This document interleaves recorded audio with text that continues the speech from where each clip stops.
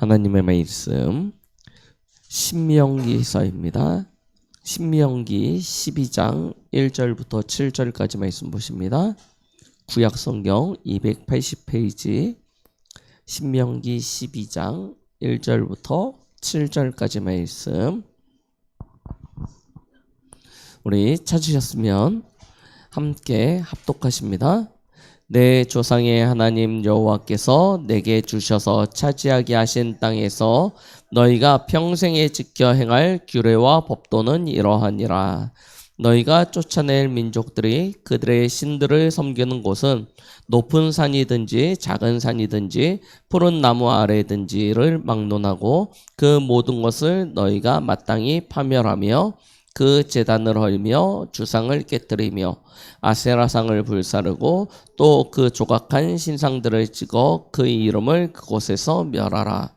너희의 하나님 여호와께는 너희가 그처럼 행하지 말고 오직 너희의 하나님 여호와께서 자기의 이름을 두시려고 너희 모든 지파 중에서 택하신 곳인 그 계실 곳을 찾아 나아가서 너희의 번제와 너희의 제물과 너희의 11조와 너희 손의 거제와 너희의 서원제와 낙원 예물과 너희 소와 양의 처음 난 것들을 너희는 그리로 가져다가 드리고 거기 곧 너희의 하나님 여호와 앞에서 먹고 너희의 하나님 여호와께서 너희의 손으로 수고한 일에 복 주심으로 말미암아 너희와 너희 가족이 즐거워할지니라. 아멘.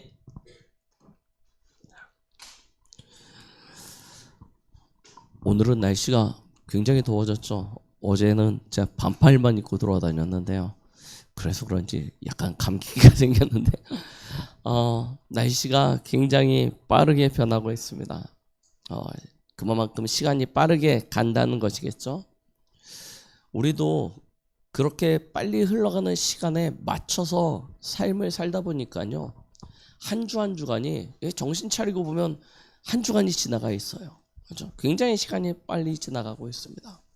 그래서 한 해를 돌이켜 보면 분명히 시간은 흘러갔는데 느끼기에는 뭔가 이룬 것은 없는 것 같고 되어진 것은 없는 것 같고 그런 생각이 들 때가 참 많죠. 자, 우리는 흘러가는 그 중에서 반드시 붙잡아야 되는 것이 있습니다. 절대 놓쳐서는 안 되는 것이 있어요. 그래야 우리의 인생이요, 해류를 지난번에 말씀드린 해류에 떠밀려가는 인생이 아니고 해류를 타고 가는, 그렇죠? 목적지를 향해서 정확히 나아갈 수 있는 그런 인생이 되는 것입니다. 그러면 어떻게 하면 됩니까? 그래서 저희가 신명기서를 지금 보고 있는 거예요. 앞에 창세기, 출애굽기, 레위기, 민수기까지 볼 때는 그냥 되게 중요한 사건들만 보고 이렇게 넘어갔는데 지금 신명기는 조금 좀 이렇게 더 자세히 보고 있습니다. 왜냐하면 구원받은 하나님의 사람들이 광야라는 여정을 통해서 지나온, 거기서 배워온 것들이 있습니다. 우리가 쉽게 얘기하면 광야 학교라고 많이 이야기하죠. 하나님이 구원받은 사람들을 광야로 인도하셔서 그 광야에서 배우게 하시는 것이 있는 것입니다. 이걸 가지고 어디로 가냐? 광야에 머무는 것이 아니고 가나안 땅으로 들어가는 것입니다. 그동안 배워온 것을 가지고 가나안 땅에 들어가야 돼요. 그래서 신명기서는요, 굉장히 중요합니다. 구원받은 하나님이 광야에서, 하나님의 자녀들이 광야에서 도대체 어떠한 여정을 걸어왔는지를 다시 확인하는 것이 신명기서예요. 신명기에서는 단순히 너희가 광야에서 이렇게 행하였거니와가 아니고 그걸 가지고 가나안 땅에 들어가거든 이렇게 행하라 라고 말씀하고 계십니다. 그 중에 오늘 신명기 12장에 보면요, 특히 8절에 이렇게 이야기하고 계십니다. 우리가 오늘 여기에서는 각기 소견대로 하였거니와 라고 이야기하죠. 우리는 지금까지 우리의 인생을 내 소견대로 행하여 왔습니다. 내가 보기에는, 내가 느끼기에는, 내 생각에는 다 내 소견대로죠. 그렇게 행하여 왔어요. 그런데 가나안 땅에 들어가거든 그렇게 하지 말래요. 내 소견대로 하지 말고 여호와의 그 말씀이죠. 명령을 가지고 들어가서 그것을 지켜 행하라 라고 말씀하고 계십니다. 완전 다른 인생이죠. 지금까지 우리가 살아온 인생은 이런 인생이었습니다. 그런데 이제 이것이 틀렸다는 거예요. 그리고 하나님의 말씀 그 명령을 가지고 가나안 땅에 들어가서 지켜 행하는데 어떻게 행하냐? 오늘 제목입니다. 즐겁게요. 그것을 행하라 라고 말씀하고 계십니다. 그래서 오늘 말씀 제목이 너희와 너희 가족은 즐거워할지니라.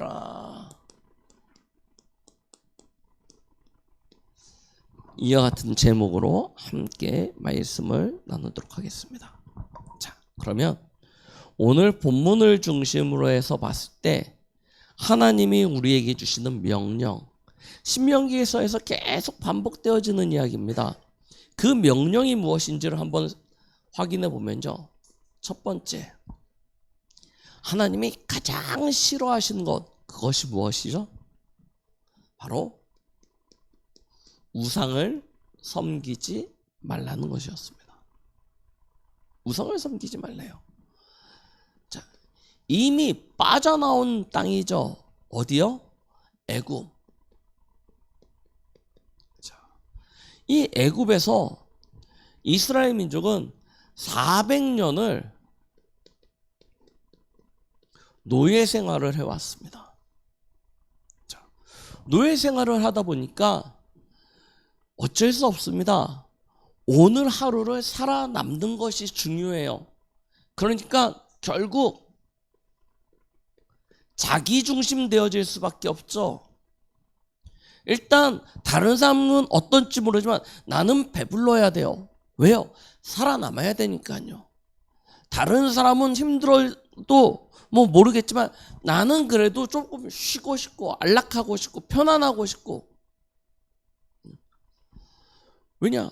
치열하게 경쟁하고 다투고 그러면서 살아남아야 되는 그런 사회를 살아온 것입니다. 조금만 잘못하면 그냥 죽어요. 노예가 그렇지 않습니까? 주인에게 조금만 잘못 보이면 죽는 겁니다. 국고성 짓고요.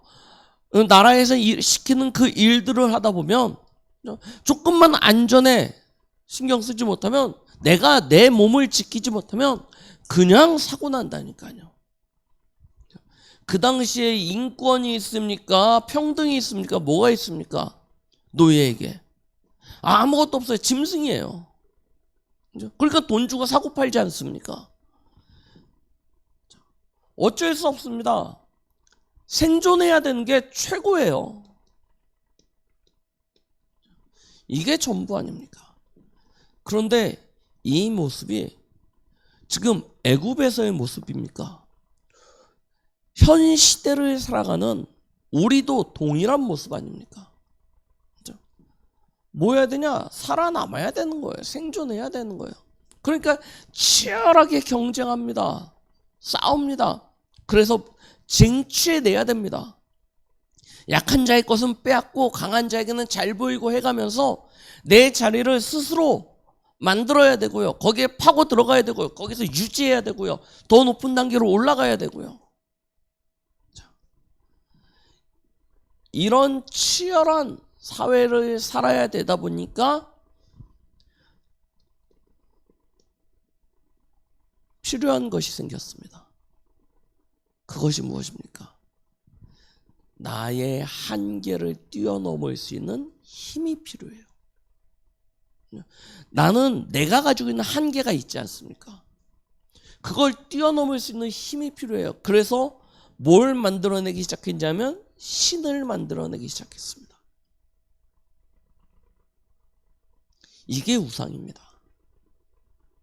나보다 힘이 세다 생각하는 것, 내가 의지할 만하다 생각하는 것, 내게 힘을 줄 수 있다 생각하는 것을 만드는 거예요. 그래서요, 애굽의 문화, 이집트 문화 아시죠?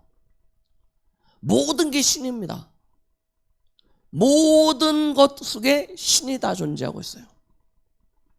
그리고 그 신들을 경배합니다. 어떻게 해요? 필요에 의해서 신을 만들었는데 눈에 안 보이면 믿을 수가 없잖아요. 그래서 뭘 만들어요? 형상을 깎아 만듭니다. 여기에다 의미를 부여합니다. 그리고 이 앞에 엎드려 절합니다. 나무로, 돌로, 쇠로, 금이나 은으로 형상을 만들어서 이것이 우리를 축복하는 신이다. 이 버릇이 시내산에서 모세가 십계명을 받으려고 하나님을 대면하는 40일 동안 모세가 내려오지 않으니까 이스라엘 민족들이 똑같은 짓 하잖아요. 야, 너희의 금들을 가지고 와라. 우리가 우리를 인도한 여호와 하나님의 형상을 만들고 그 형상을 따라서 애굽으로 돌아가자 하면서 만든 게 금송아지 형상 아닙니까? 이게요, 이스라엘 민족의 완전히 각인뿔이 체질되어진 삶의 문화가 되어져 버렸습니다. 왜요? 400년. 조선왕조 500년 아닙니까? 조선왕조 500년 지나고 나니까 우리는요, 전부 다 어떤 문화가 되었냐? 양반 문화. 그렇죠? 그 전까지는 성에 그렇게 신경 쓰지 않았습니다. 아시잖아요. 우리나라에 그렇게 성을 가지는 사람들이 많지 않았습니다. 다 개똥이 말똥이 그랬죠. 그런데 조선왕조 500년 지나고 나니까 양반 문화로부터 시작돼서 다 성을 가지기 시작했어요. 그래서 김이박이 많아요. 김이박 씨가. 왜요? 왕의 이름이거든요. 맞죠? 다 그렇게 되어진 것입니다. 400년 동안 지나오면서 만들어지는 문화가 있다니까요. 그 문화가 어떤 문화냐? 우상 섬기는 문화. 그런데요, 이게 애굽에서 끝났으면 되는데 오늘 성경에 보니까 가나안 땅에 들어가니까 가나안 땅에 또 뭐가 있어요? 그들도 그들 나름대로 이런 흐름 속에서 만들어진 문화, 그 문화가 있는 거예요. 그래서 오늘 말씀에 뭐라고 합니까? 다른 신을 섬기지 말라는 거예요.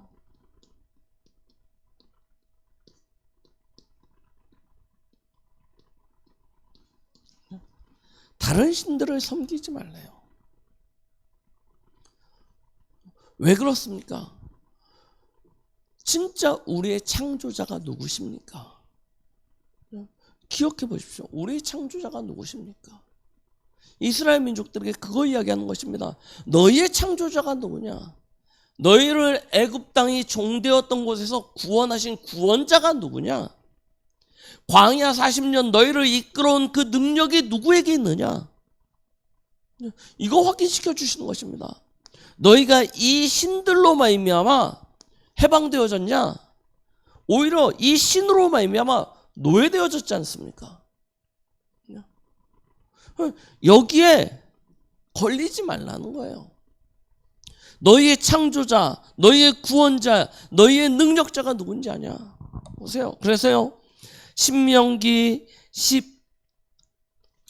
12장에 보니까요, 29절부터 이렇게 말씀하고 계십니다. 내 하나님 여호와께서 내가 들어가서 쫓아낼 그 민족들을 내 앞에서 멸절하시고 내가 그 땅을 차지하여 거기서 거주하게 하실 때에 너는 스스로 삼가 내 앞에서 멸망한 그들의 자취를 밟아 올무에 걸리지 말라라고 이야기하십니다. 이미 너희 앞에서 멸망한 민족들인데, 그렇죠? 그 신들은 하나님의 이름을 이기지 못하였습니다. 그렇죠? 그들의 신들이 그들의 민족을 구원하지 못하였습니다. 그런 신들인데 스스로 또 그것을 탐구하고 연구해서 그 문화 속으로 들어가서 스스로 올무에 걸려서 노예되어지는 인생. 그렇죠? 이 실패했던 과거의 삶으로 다시 돌아가지 말라라고 이야기하십니다. 그래서 오늘 신명기 12장에도 그렇고요. 우리 지난번에 신명기 6장 4절로부터 5절 말씀 기억하시죠? 우리 하나님 여호와는 어떤 분이시래요? 유일하신 여호와이시니 너희는 마음을 다하고 힘을 다하고 뜻을 다하여 내 하나님 여호와를 사랑하라 라고 말씀하고 계시는 것입니다.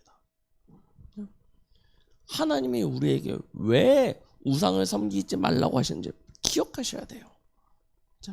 자, 그러면서 두 번째입니다. 오늘 본문에 보니까 다른 신을 섬기지 말고 누구요? 여호와 하나님만 섬기라 라고 말씀하고 계시죠. 여호와 하나님만 섬기래요. 자, 그러면 어떻게 섬깁니까? 하나님을 섬기는데요. 첫 번째입니다.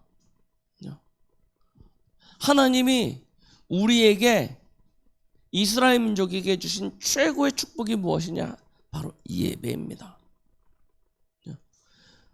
당연히 그래서요, 제일 먼저 하나님이 이스라엘 백성들에게 주신, 광야에서 주신 첫 번째 규례가 예배 아닙니까? 제사. 우리 레위기를 통해서 확인하였었죠. 왜 예배가 중요하냐? 이 당시의 예배는 피를 드렸습니다. 이 피는 곧 죄사함입니다. 죄사함이란 이야기는 다른 이야기로 하면 구원과 연결되어지는 것입니다. 죄의 사함을 받지 못하면 죄의 삭은 사망 아닙니까? 그래서 하나님의 축복을 못 받을 뿐만 아니라 멸망으로 가게 되어지는 것입니다. 그래서 이 예배를 드린다, 하나님 앞에 피제사를 드린다, 이거는요 우리 인생의 구원과 연결되어진 가장 중요한 축복이죠. 죄의 사함을 받은 백성들은 어떤 축복을 누리게 되어지냐면 하나님의 성소로 나아가 하나님의 말씀을 듣고 그의 인도를 따를 수 있습니다.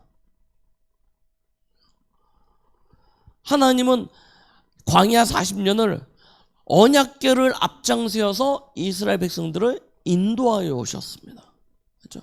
그 가운데 하나님의 모든 뜻과 계획과 시간표가 다 담겨져 있습니다. 말씀이요. 말씀의 축복을 누리게 되는 것이죠. 또한 예배를 드릴 때 우리는 하나님 나라의 모든 응답과 축복을 누릴 수 있게 되는 것이죠. 이것이 우리의 능력입니다. 능력이 무엇입니까? 여러분, 능력은 내 가슴이 막 뜨거워지고 막 열이 나서 혀가 꼬부라지고 방언을 하고, 이게 능력이 아닙니다. 그것은 나타나는 한 가지 현상 중에 하나입니다. 성령 충만함을 받을 때 나타나는 한 가지 모습 중에 하나고요. 진짜 능력은 뭐냐면 하나님의 말씀이 내게 이루어지는지 안 이루어지는지, 이게 진짜 능력이에요. 성취입니다.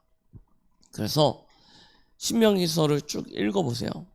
나중에 이 선지자에 대한 말씀을 이렇게 쭉 하시는데요. 내가 그의 입에 내 말을 두고 그의 말을 너희는 듣고 순종할지라라고 이야기하시면서 사람들이 질문하지 않습니까? 이것이 하나님의 말씀인지 아닌지 어떻게 합니까? 라고 질문을 했을 때 뭐라고 대답하시냐? 그 말씀이 성취되어지고 응답되어지면 그것이 내가 너에게 주시는 말씀이다 라고 이야기하세요. 진짜 능력은 어디 있냐? 하나님의 말씀의 응답입니다. 그것은 하나님 나라의 축복과 연결되어지는 것입니다. 이걸 실제로 누리게 되는 거 언제요? 예배 속에서요. 그래서 성도의 삶은요 반드시 예배 중심 되어야 되는 것입니다. 자, 그래서 오늘 말씀에 중요한 이야기를 하고 계세요. 13절부터 14절에 보니까 이렇게 말씀하고 계십니다. 자, 너는 삼가서 내게 보이는 아무 곳에서나 번제를 드리지 말고 오직 너희의 한 지파 중에 여호와께서 택하실 그곳에서 번제를 드리고 또 내가 내게 명령하는 모든 것을 거기서 행할지니라 라고 말씀하고 계십니다. 그렇죠? 진짜 우리가 예배의 가치를 알게 되어지면 성전, 곧 교회를 세운다는 것이 얼마나 중요한 것인지 알게 되겠죠. 그래서 진짜 하나님의 응답과 축복 누리시기 원하십니까? 그러면요, 완전 마음에 담으세요. 어저께 핵심에서도 이야기하시던데요, 진짜 여러분들이 여러분과 여러분들의 후대를 놓고 하나님의 영원한 축복을 누려야겠다라고 생각하시면 우리는요, 뭘 준비해야 되냐? 올바른 교회의 응답 준비하셔야 됩니다. 이게 굉장히 중요해요. 왜 그러냐? 교회는요, 어떤 곳이냐? 하나님의 임재하심이 나타나시는 곳입니다. 하나님이 여러분들의 각자의 마음속에 계시지만 그는 교회 가운데서 말씀하십니다. 그 교회를 통해서 하나님의 모든 축복을 허락해 주세요. 그래서요, 교회는요 굉장히 중요합니다. 아무리 나 믿음 좋아요, 신앙 좋아요 해도 교회의 응답 못 누리는 사람은 결국 자의적인 신앙이 되는 것입니다. 우리는요, 교회 중심으로 예배드리고 교회 중심으로 말씀의 인도를 따라가고 교회 중심으로 함께 원내스 되어져서 세계복음화를 향하여 나아가는 것입니다. 교회, 왜요? 그곳에 하나님의 임재하심이 나타나기 때문에. 그래서 아무 데서나 하지 말래요. 아무 데서나 하지 말래요. 자, 그러면서 뭐합니까? 교회는요, 이 땅 위에 하나님의 사명을 이루는 중요한 언약 공동체입니다. 이스라엘 백성은 성막 중심으로 진을 짰습니다. 그리고 성막 위에 임재하신 구름기둥 불기둥으로 임재하신 하나님의 임재를 보면서 그의 인도하심을 따라 가나안 정복의 응답을 누리게 되어집니다. 결국 우리는요, 이 바쁜 세상 속에서 정신없이 살다 보면 한 주를 막 지내고 보면 나는 얼마만큼 영적으로 승리하였는지, 얼마만큼 내게 주신 그 말씀을 가지고 현장에서 그 말씀의 인도하심에 따라 살아왔는지 이거 놓칠 때가 참 많아요. 그래서 모임을 주셨다니까요. 함께 모여서 다시 확인하고 점검하고, 그렇죠? 우리가 걸어가야 될 방향, 이정표 찾고 거기로 함께 나아갈 수 있는, 그렇죠? 교회가 없다면 우리 아시잖아요.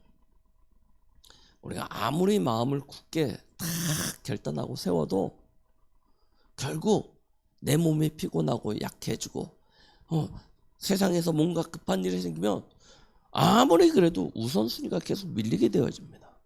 그래서 중심이 어느 날 흔들려 버려요.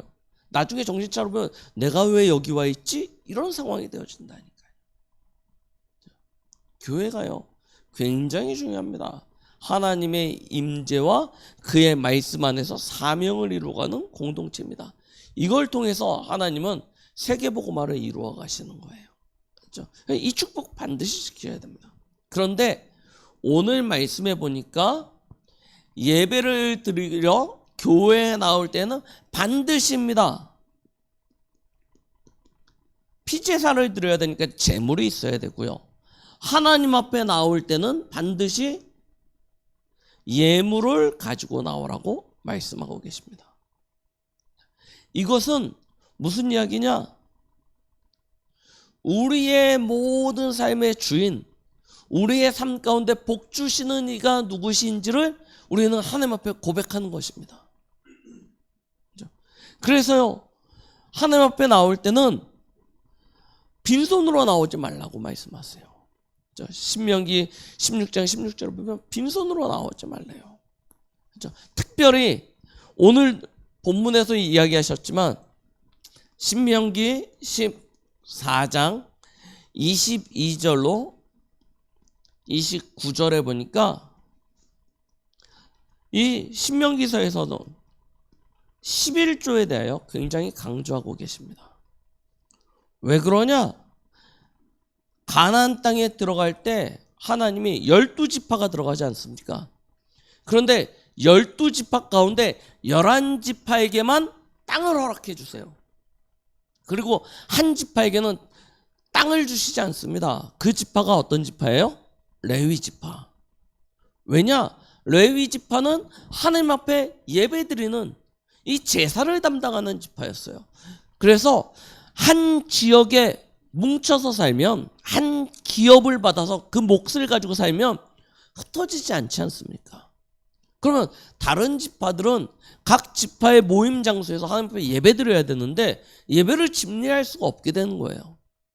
그래서 어떻게 했냐? 레위 지파들을 흩으셨어요. 각 지파 사이로 들어가서 거기서 예배를 담당하게 한 것입니다. 그러니까요, 몫을 안 주세요. 그리고 이야기하십니다. 나머지 11지파가 10분의 1씩을 걷어서 레위 지파를 책임지라는 거예요. 그게 11조의 정확한 정의입니다. 하나님이 내게 9만을 주신 거예요.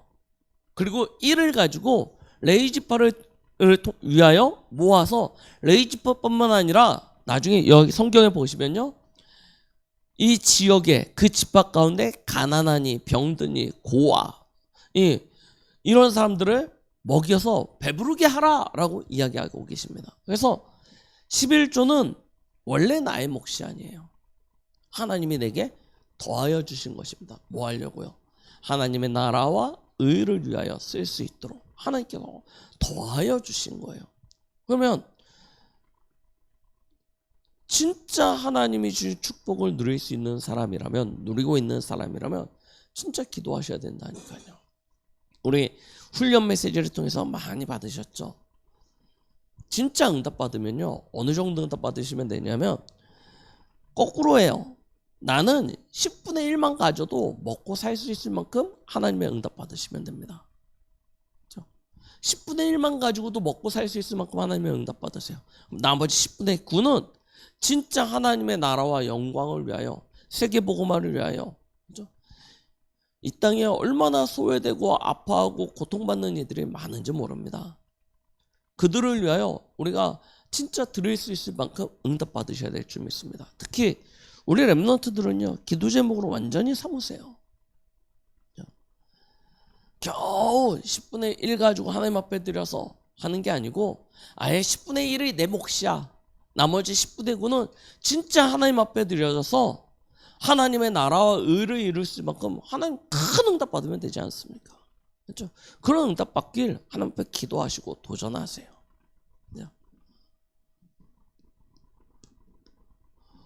온전한 예배, 온전한 성전, 온전한 제물이 드려질 때 우리는 하나님께 참된 영광 돌리는 인생이 되어지는 것입니다. 그리고 이렇게 예배를 받은 사람들은 그 다음입니다. 삶을 통해서 하나님의 영광을 나타낼 수 있는 그런 축복을 누리게 되는 것이죠. 하나님의 영광을 나타내는 것입니다. 이런 삶을 사는 것이 진짜 즐거움이 되는 축복이요. 이 응답 받으시라는 거예요. 왜냐? 하나님이요, 여러분들이 드리는 헌금, 여러분들이 드리는 11조, 그거 가지고 먹고 사시는 분이 아니세요. 맞죠? 여러분 착각하지 마십시오. 내가 이렇게 헌금 드리니까 이게 하나님이 뭐 나라를 이루는 일에 아닙니다.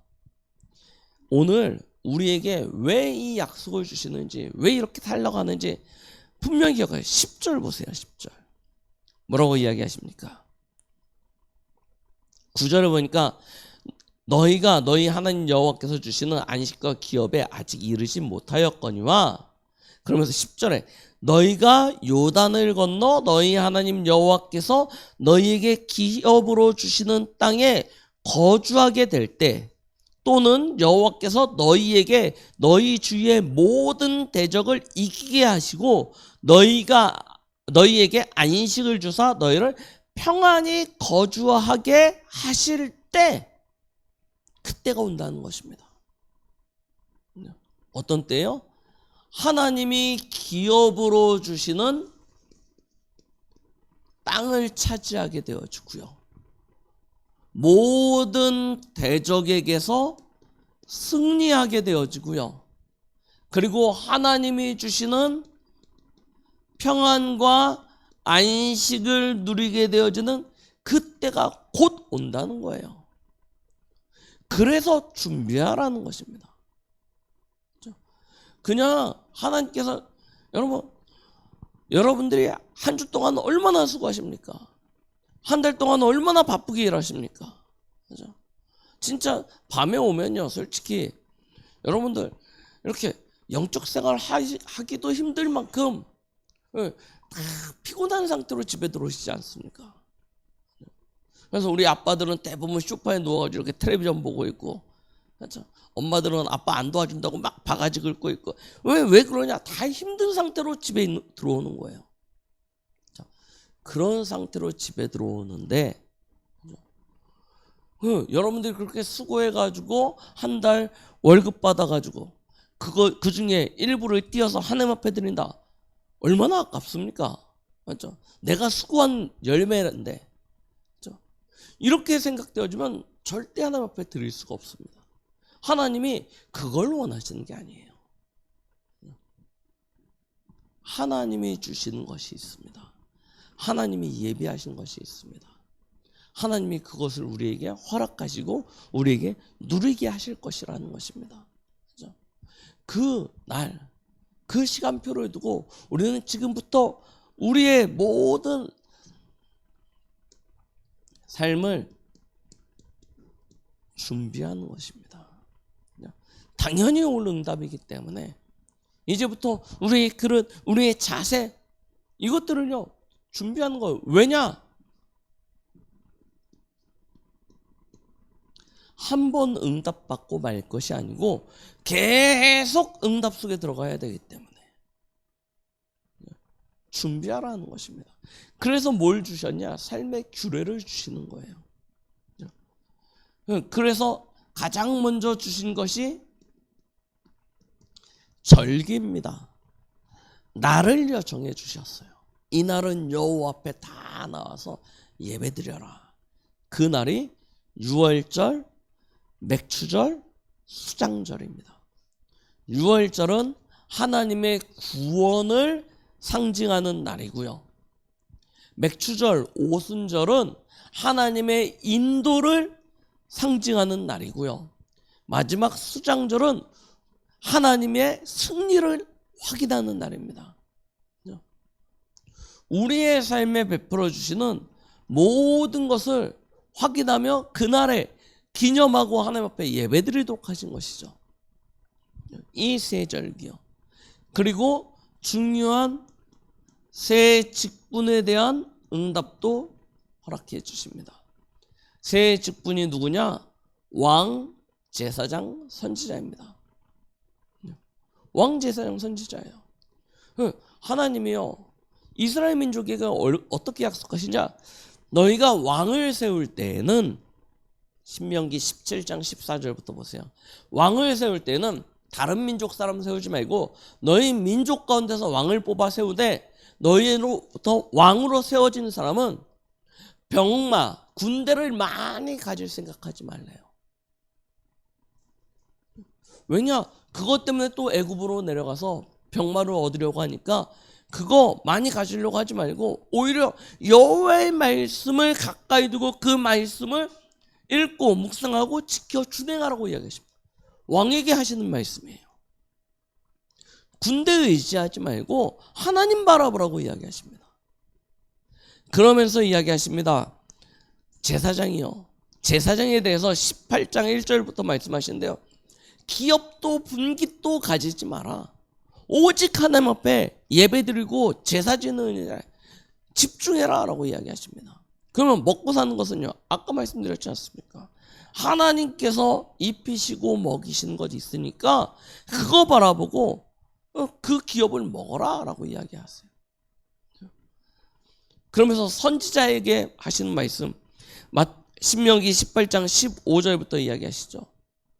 내가 그의 입술에 나의 말을 들을 것이니까 그거 내가 전하라고 하는 말씀만 전하라고 이야기하십니다. 너희의 생각, 다른 신의 이름으로 절대 말하지 말래요. 그러면 죽으리라 말씀하십니다. 선지자에게 하시는 말씀이에요. 그리고 그 말을 백성들이 들을 때는 그 말씀을 지켜 행하라고 이야기하고 계십니다.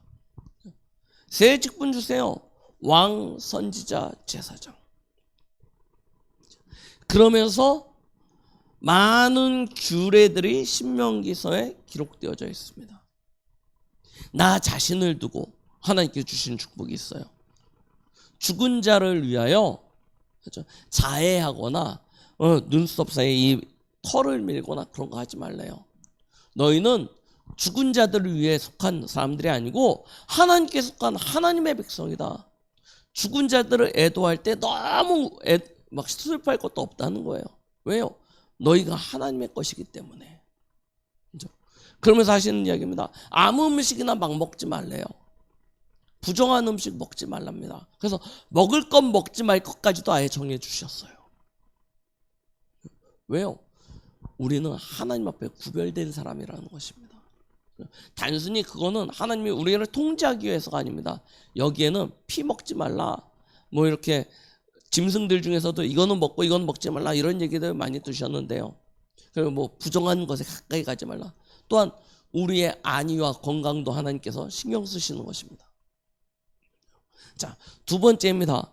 민족들을 두고 하시는 이야기가 있어요. 함께하는 우리 공동체를 두고 하시는 이야기. 뭐라고 이야기하시냐면, 다른 사람이 너에게 돈을 빌려갔는데 갚지 못하거든 7년 동안 너희를 위하여 수고하도록 하다가 7년째 되는 애에는 탕감해줘라 라고 이야기하십니다. 그러면서 하시는 말씀이에요. 만약에 종으로 삼아야 될 사람이 있으면 6년 동안 와서 종으로 헌신하게 하다가 7년 때 되면 풀어줘라 라고 이야기하십니다. 왜 그러냐? 한 공동체라는 거예요. 이방인들에 대해 하시는 이야기가 아니고, 언약 안에 있는 너희 민족은 같은 하나님의 나라에 속한 하나님의 자녀이니까 함께 할 수 있는 축복을, 높고 낮음이 아닌 거예요. 그래서 빚도 탕감해주라고, 종된 이도 놓아주라고 이야기하십니다. 자유케 하라고.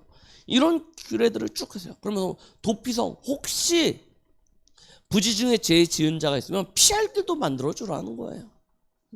이런 법들을 쭉 이야기하십니다. 그리고 다른 민족을 향하여 전쟁을 향하여 나아갈 때는 하나님 앞에 반드시 묻고, 하나님이 가라고 하면 가고, 그때는 하나님의 이름으로 완전히 그들을 제거하라고 말씀하십니다.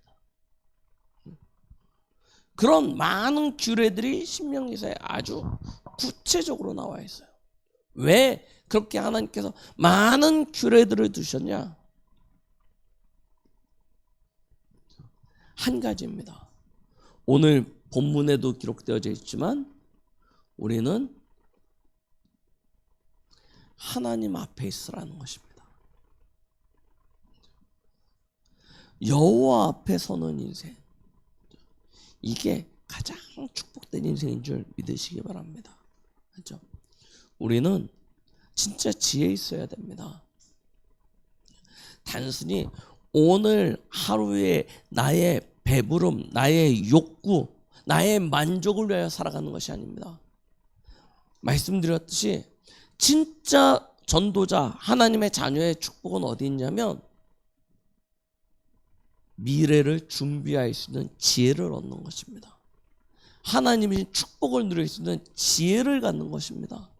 그 모든 응답이 어디 있냐? 하나님 앞에 설 때 하나님께서 우리에게 주시는 것입니다. 그래서 여러분들은요, 오늘부터 진짜 많은 질문을 해보십시오.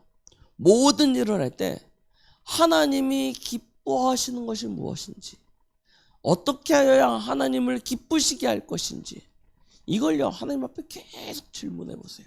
그리고 그때 오는 감동을 무시하지 마시고요, 하나님을 기쁘시게 하는 것, 하나님이 기뻐하시는 것, 그것이 발견되어지면 그 앞에 순종하시기 바랍니다. 하나님께서는 여러분들의 모든 날을 축복으로 응답하실 것입니다. 그렇죠? 이걸 나만이 아니고 우리 후대와 후대에게도 전달해서 우리의 가문의 흐름으로, 문화로 세세무궁토록 전달케 되어져서 우리의 후대까지도 하나님의 큰 응답 가운데 서게 되어지는 그런 은혜가 있길 예수 그리스도 이름으로 축복드리겠습니다. 하나님 아버지 감사드립니다. 오늘도 우리에게 말씀 주심을 감사드립니다. 주신 말씀을 마음에 담습니다. 하나님, 우리가 무엇을 즐거워하고 무엇을 기뻐하며 살아갑니까? 날마다 하나님의 말씀 앞에서 여호와 앞에서 행할 수 있는 믿음의 사람 되게 하시고 이 일을 통하여 우리 후대에게 또 미래를 준비할 수 있는 참된 응답 가운데 들어가게 하여 주시옵소서. 예수 그리스도 이름으로 기도드렸습니다. 아멘.